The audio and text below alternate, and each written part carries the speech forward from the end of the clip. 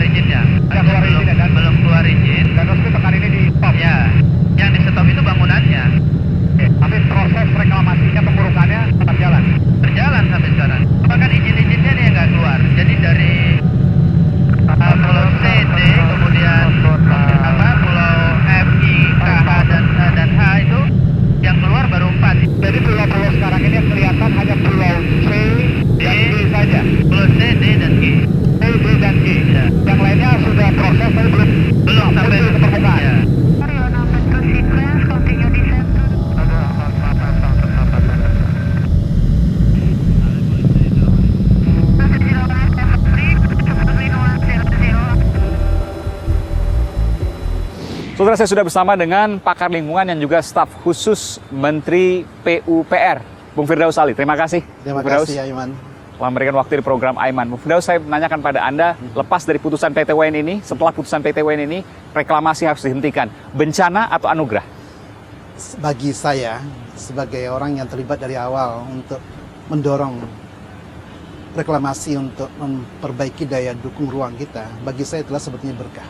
Berkah? Oh ya. Jadi harus dihentikan reklamasi? Oh tidak, berkah itu saya katakan bahwa ada keputusan PT UN yang sifatnya korektif untuk mengkoreksi. Kenapa? Karena ya saya katakan jangankan untuk reklamasi, membangun gedung, jembatan, jalan atau membangun prasarana lain, pasti dalam pelaksanaannya pasti ada deviasi, penyimpangan dan lain sebagainya, baik secara administratif maupun kemudian secara teknik yang harus dikoreksi. Selama ini ketika reklamasi dilakukan, kan pengawasan kita lemah sekali. Ya, ini yang kemudian bagi saya dan bagi teman-teman sebetulnya berkah. Untuk apa? Untuk meresetting ulang kembali sehingga semua dampak baik itu lingkungan, sosial, ya, lalu kemudian termasuk masalah politik itu bisa Kenapa putusan gugatan di PT UN ini dimenangkan oleh nelayan? Itu artinya kerusakan ekologi, dampak daripada reklamasi yang dilakukan ini sangat merusak lingkungan. Nah, sudah barang tentu dua-duanya. Izinnya iya, kemudian kerusakan lingkungannya iya. Masalahnya hakim di PT UN telah mempermasalahkan dan memutuskan bahwa tidak hanya soal izin, tapi soal lingkungan yang juga dirusak akibat reklamasi. Jadi sulit bayangan saya untuk kemudian kalau izinnya diperbaiki, reklamasi tetap bisa teruskan. Reklamasi merusak lingkungan menurut hakim.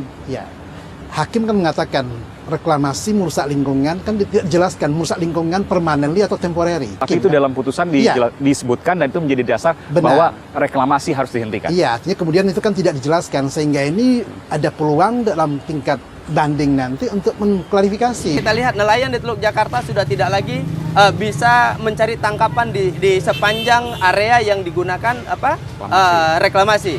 Kemudian yang kedua, kita lihat sedimentasi yang sangat luar biasa. Tidak ada pengurukan pun, itu sedimentasinya sudah luar biasa. Apalagi dilakukan penimbunan. Jadi Anda menyimpulkan bahwa dampak lingkungan akibat reklamasi hanya sebentar? Iya.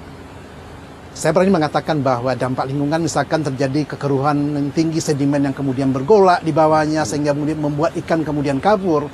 Itu kan terjadi pada saat pelaksanaan reklamasi. Ketika kemudian dia selesai, yang kita akan lakukan apa? Kita akan merestorasi lingkungan yang ada di Teluk Jakarta. Ini yang sebetulnya dampak yang jauh lebih positif. Jadi sekitar Pulau G, Pulau F, Pulau I, Pulau K, dan pulau-pulau lainnya itu tidak dangkal lagi, tidak keruh lagi. Ya. Siapa yang kemudian yang bisa menjamin melakukan itu? Dan Makanya itu perlu uang triliunan rupiah saya pikir. Iya, saya katakan dengan kontribusi yang dikejar oleh Ahok ya kepada pengembang tadi, inilah uang yang dibutuhkan sebetulnya untuk merestorasi Teluk Jakarta. Saya melihat sendiri, saya langsung melakukan pengamatan di sana. Ya. Nelayan sulit mencari ikan, nelayan banyak beralih profesi jadi supir dan kuli bangunan. Nelayan juga harus mencari ikan yang jauh dari tempat selama ini dia mencari. Boros solar, boros sumber daya, dan lain sebagainya. Itu hal yang harus dialami oleh nelayan saat ini. Pendapatan mereka turun. Reklamasi untuk siapa? Oke, reklamasi untuk kepentingan ibu kota. Di dalam ibu kota itu ada kemudian orang yang kaya, ada orang yang tidak kaya, dan juga orang miskin. Kemana Kenapa? nelayan? Nelayan juga bagian dari yang akan kita selamatkan sebetulnya. Ya, saya bisa meluruskan sedikit. Ya, sebelum ada reklamasi, Teluk Jakarta itu puluhan tahun kita tumpahi dengan limbah yang mencemari Teluk Jakarta. Kalaupun ada ikan di Teluk Jakarta, itu adalah ikan yang nilai ekonominya sangat rendah sekali dan kemudian sudah menyerap kontaminan yang selama ini kita buang. Dan selama ini nelayan juga mencari ikan juga jauh ke Pulau Seribu. Betul. Ya kan? Lalu ketika ada reklamasi, kemudian itu dikapitalisasi bahwa ikannya hilang, ya jelas ikan pasti akan kabur. Baik yang baik maupun yang sudah tidak berkualitas ketika ada aktivitas tadi gitu. Lalu dikatakan, nasib nelayan seperti apa? Siapa yang tidak bercita-cita kalau dia seorang nelayan, dia pengen nanti anaknya punya sekolah lebih tinggi. Kalau dia sekarang nelayan tradisional, dia bisa punya boat yang lebih baik lagi di kemudian hari nanti gitu. Artinya apa? Apakah dia beralih profesi menjadi kuli, dia beralih, yang penting kan kesejahteraannya harus lebih baik kan sebetulnya. Apakah kita akan mempertahankan nelayan yang tidak ada ikannya di Teluk Jakarta, lalu kemudian kita keep dia selamanya sampai 100 tahun kemudian? Saya pikir nggak ada negara yang kemudian keep hal Pemenahan lingkungan di sekitar pulau-pulau reklamasi, kemudian pembangunan nelayan, penyejahteraan nelayan, nelayan diberikan kemudian bantuan bot dan lain sebagainya, itu menurut Anda adalah kontribusi dari hasil pajak yang didapat dari reklamasi? Ya. Siapa yang bisa menjamin kemudian itu bisa tersalurkan ke nelayan, bisa tersalurkan ke lingkungan dan lain sebagainya? Kita bisa menjamin sekarang, kenapa saya katakan semua budget Pemprov DKI Jakarta sekarang open untuk publik. Baru pembangunan reklamasi aja udah dikorupsi. Oh no, karena ini kan belum masuk ke dalam kontribusi pajaknya, kan pajak belum dibayar. Apalagi kontribusi pajak yang triliunan rupiah nanti. Iya, makanya saya katakan, kalau pajak sesuatu yang nggak bisa digelapkan, karena penggelapan pajak itu pidananya sangat tinggi sekali.